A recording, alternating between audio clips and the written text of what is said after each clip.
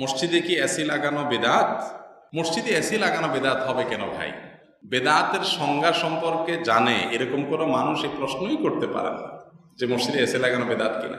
যিনি প্রশ্ন করেন তিনি হয়তো এটা বেদাতের সংজ্ঞা জানেন না। তো জানতে হবে আমাদের, এটা মৌলিক বিষয়, জানাটা আমাদের কর্তব্য। দুনিয়াবি বিষয় যত আপডেট হবে, যত নতুন হবে তত ভালো। আপনার ফ্যানের চাইতে আপডেট হলো এসি, ভালো।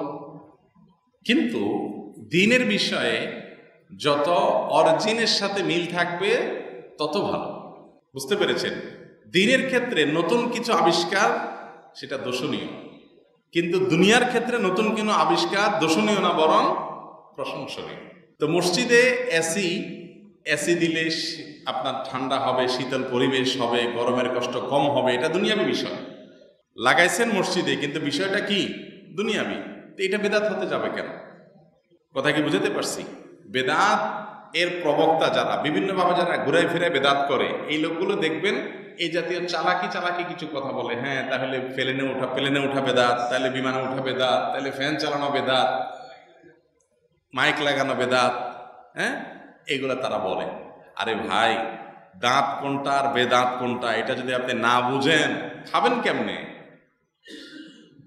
বেদাতের সংজ্ঞাটা কি? নবী করিম সাল্লাল্লাহু আলাইহি ওয়াসাল্লাম বলেছেন, মান আহদাসা ফি আমরিনা হাযা মা লাইসা মিনহু ফাহুয়া রাদ।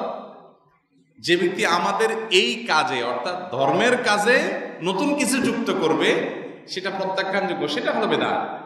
নতুন কিছু যদি যুক্ত হয় ধর্মের কাজে, দুনিয়ার কাজে নতুন কিছু যুক্ত হলে সেটা বেদাত কেন হবে?